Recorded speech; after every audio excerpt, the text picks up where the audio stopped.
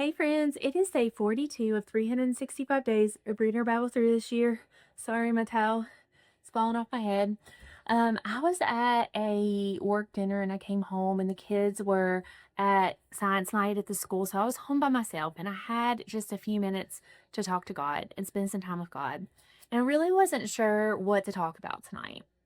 We finished up Exodus chapter 39 and 40, and we have read some really awesome things, but the same theme just kind of keeps coming back into play here with the Israelites. Obedience invites God's presence. Okay, yeah, we've talked about that already. But what does that really mean? What does it mean? So let's look at Exodus 40, verse 34. It says that the cloud covered the tent of meeting and the glory of the Lord filled the tabernacle. So here, Moses had just completed all of the things that God had said to do. The people had been obedient. They built all of the things for the tabernacle. Moses was obedient and he, sanctified everything as the Lord instructed. And then this cloud engulfed the tabernacle and the Spirit of the Lord descended into the tabernacle. That is so powerful. So they were obedient. So, what does obedience look like in our life? And I really got to thinking about this. Where do you even start? Well, I think you start with the first commandment: Thou shalt not have any other gods before me.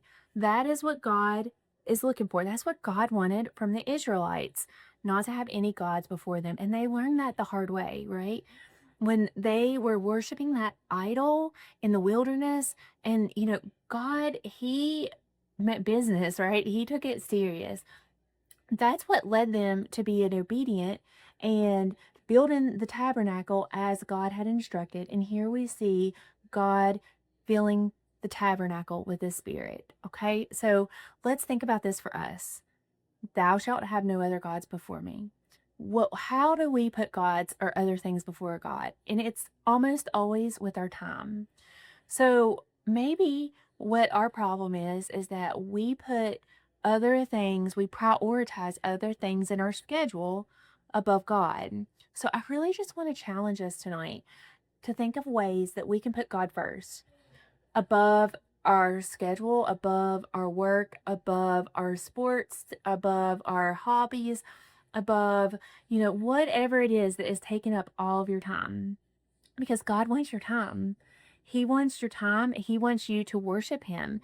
So carve out that time. Make it a priority to spend time with the Lord in worship, in personal study, but also in corporate worship. It is